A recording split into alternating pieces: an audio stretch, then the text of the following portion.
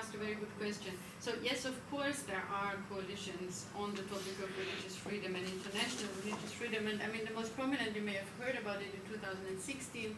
In May, there was a big convention in Washington, D.C. between the Billy Graham Evangelical Church and the Russian Orthodox Church on defending international religious freedom.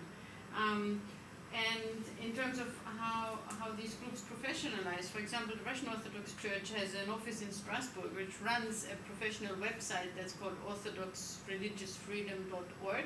And the website is like Human Rights Watch. They publish reports, and it's mostly about violations of Orthodox Christians in Ukraine, they say, and in Kosovo. So to say, they imitate, but I wouldn't even say they imitate. And so now, shortly on the discussion, you sort of start. So can we set limits? I mean, I think this is I look at these groups as a kind of, they emerge normally in a pluralistic political debate, and I don't actually see that it's easy to set this type of definitions, because all the examples you gave are really not matters of definition, but they're matters of strategy. And so it only means that the groups you've looked at, they haven't become good enough yet, because the moment they understand, they will avoid making these strong statements that exclude them from the definition.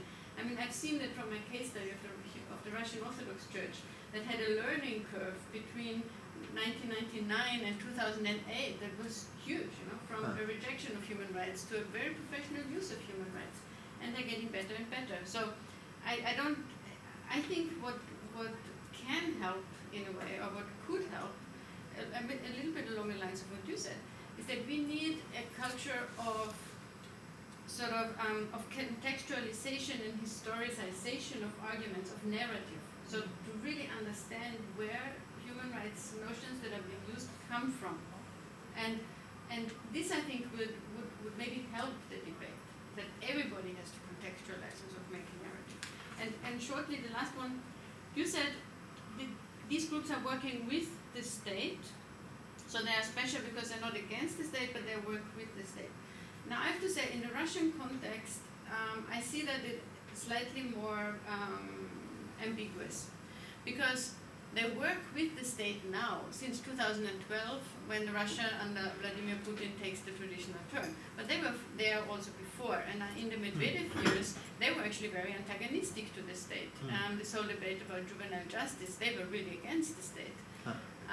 So I think you cannot make it a rule. I mean, you have to really look, because they can be both. So